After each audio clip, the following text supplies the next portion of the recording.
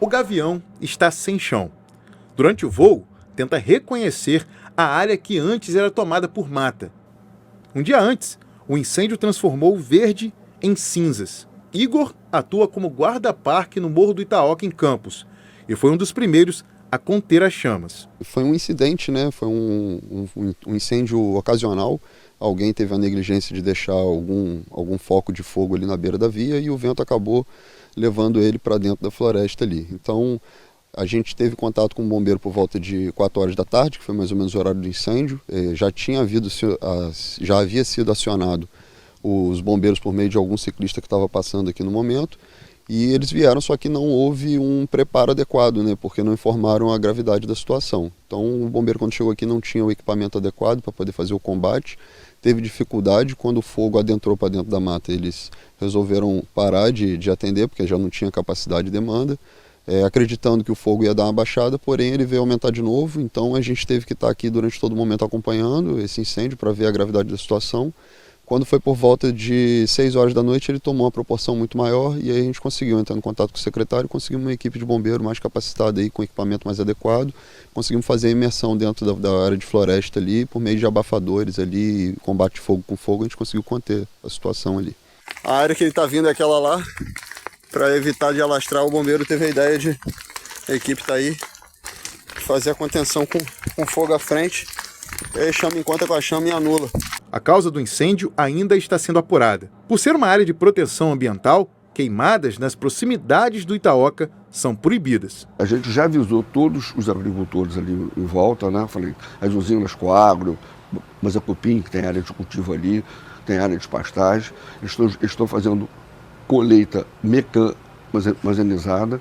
Mesmo ontem, independente de ter um incêndio não, quando eles vão fazer todo esse trabalho, eles já mantinham lá 2 caminhões com água equipados para o controle de incêndio. Agora, o que a gente tem que tomar cuidado é com as pessoas que frequentam, né, ou que passam por lá, que acende um cigarro, né, joga mais um cigarro. Como o mato está seco ao longo da estrada, né, junto à APA, então pode causar um incêndio, o fogo se alastrar. Vestígios do incêndio ainda podem ser vistos, mas é possível que o fogo tenha consumido mais do que a flora neste trecho que dá acesso ao morro.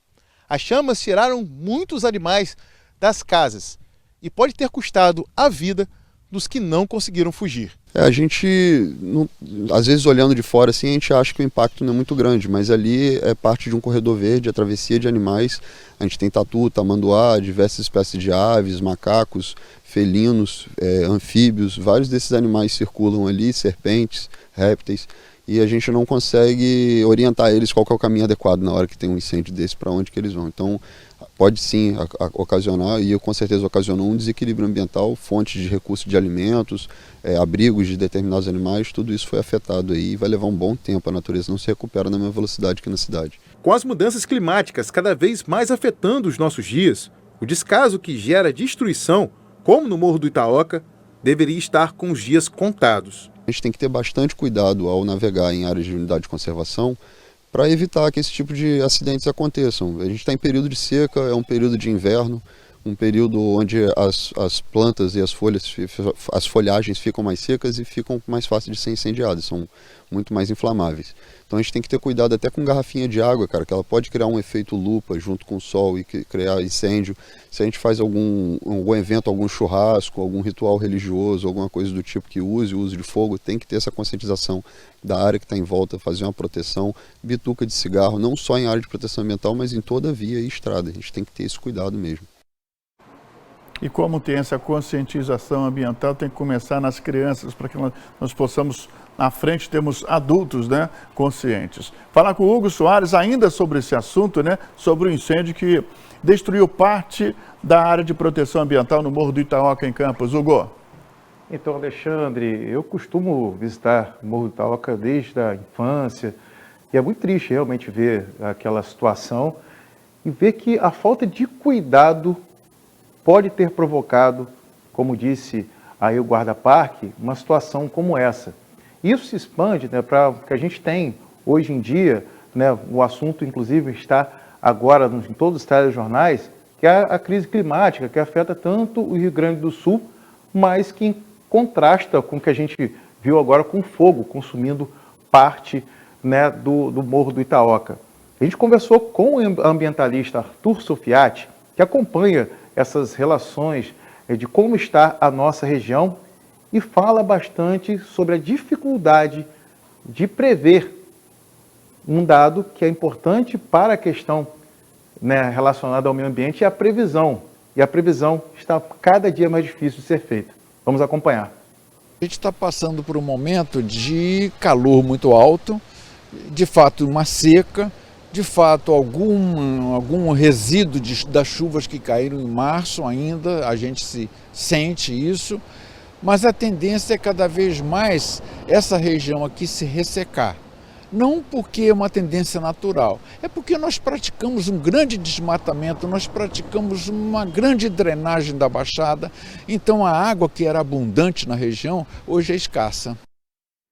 Bem, nessa conversa com ele também, ele destacou essa questão de que antes a gente conseguiria prever, de repente, assim, daqui a um ano à frente. Isso está se tornando cada vez mais difícil.